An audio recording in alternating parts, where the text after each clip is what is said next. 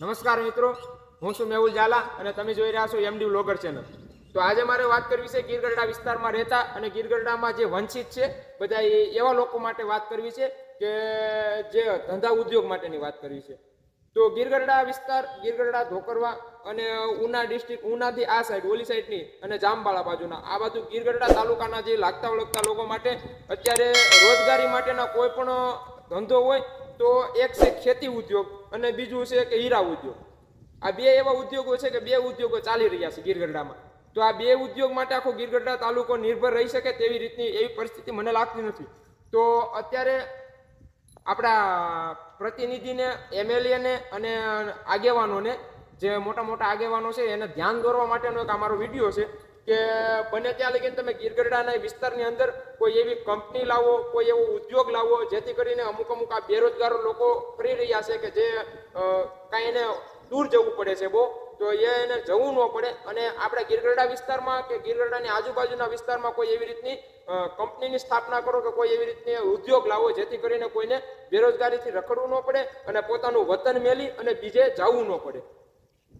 અથવા તો તમે હીરા ઉદ્યોગમાં, તો હીરા ઉદ્યોગમાં અત્યારે નાના નાના કારખાના ચાલી રહ્યા છે. તો નાના નાના કારખાનામાં યોગ્ય રીતે ભાવ મળતા નથી ને યોગ્ય રીતે એવી રીતનું વળતર મળતું નથી. તો જો હીરા ઉદ્યોગ માટે તો તમારી ફરજ તમારી છે, ભલે એ બિઝનેસ અલગ રહ્યો છે, બિઝનેસ એનો છે, બિઝનેસ લોકોનું કામ છે, બિઝનેસમેનનું કામ છે, પણ તમે પ્રતિનિધિ તરીકે અને ગીરગઢડા ઉના પંથકના તમે જે ઓલા છો એની તમારી ફરજ આવે છે કે ભાઈ મારા વિસ્તારમાં જે યુવાનો છે એને રોજગાર મળી રહે એના માટેની તમારી ફરજ છે. તો તમારે ત્યાંના કોન્ટેક્ટ કરી અને એવી રીતની કંપનીઓની કે એવી રીતના ઉદ્યોગની સ્થાપના કરવી એ તમારી પેલી ફરજ છે.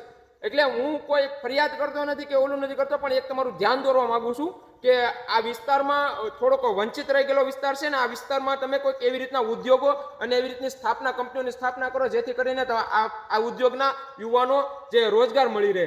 ને ખેતી ઉદ્યોગ માટેની આવી રીતની આ બધી ઓલી છે, તો ખેતી ઉદ્યોગ માટે જરીક સહાય કરો. અને ખેડૂતો પણ અત્યારે વંચિત થઈ રહ્યા છે ને ખેડૂતોની માટે બહુ હું કહે કે બહુ તકલીફ પડી રહી છે. તો કે આપણે ગીરગઢડા ઉના વિસ્તારમાં માર્કેટ યાર્ડ નથી આવેલી.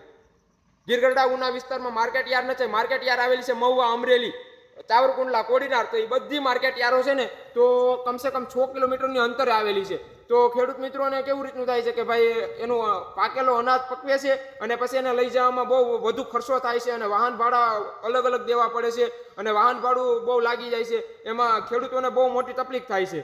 તો જેથી કરીને એક ધ્યાન એ પણ ધરવા માંગુ છું કે કોઈ એવી રીતની તમે ઓલી કરીને ગમે તે કરીને એક યાર્ડ ચાલુ કરવામાં આવે ગીરગઢડા વિસ્તારમાં કે જેથી કરીને આપણે 30-40 કિલોમીટરની અંતરે કોઈ યાર્ડ આવેલો હોય તો ખેડૂત મિત્રોને પણ કોઈ તકલીફ ન થાય અને તેનો યોગ્ય રીતે એને વળતર મળી જાય, એનો પાકનો પૈસા એને વળતર રીતે મળી જાય છે. તો એવી રીતના કંઈક તમે ધ્યાન ધરો. તો આપણા વિસ્તારમાં નીકળ્યા બિઝનેસમેન નથી રહેતા, એટલે કોઈ પણ એવી રીતના તમે મલ્ટીપ્લેક્સ બનાવી દો છો, કોઈ મોટી બિલ્ડિંગ બનાવીને ઓલું નીકળું કરો ને એની પણ આ વિસ્તારમાં ખેડૂત ભાઈઓ પણ આવેલા છે અને મિડલ ક્લાસ લોકો આવેલા છે. તો મિડલ ક્લાસ લોકોને જે ફાયદો થાય અને ખેડૂતને જે ફાયદો થાય એવા ઉદ્યોગ લાવો અને એવી કંપનીની સ્થાપના કરો જેથી કરીને કોઈ બેરોજગાર યુવાન રખડે નહીં. તો બસ આ એક વિડીયો તરીકે મેં એક મેસેજ દેવા માંગુ છું. તો જ્યાં સુધી આ વિડીયો પહોંચાડવાનું હોય ત્યાં સુધી પહોંચાડજો અને દરેક મિત્રોને વિનંતી છે કે આ વિડીયોને શેર કરજો અને બને ત્યાં લગીને આપણા પ્રતિનિધિને આ જે આપણા તાલુકાના જે કાર્યરત સેવા કરતા ઓલા હોય એને બધા સુધી પહોંચાડજો. તો અસ્તુ, જય હિન્દ, જય માતાજી. ફરી નવા વિડીયોમાં મળશું.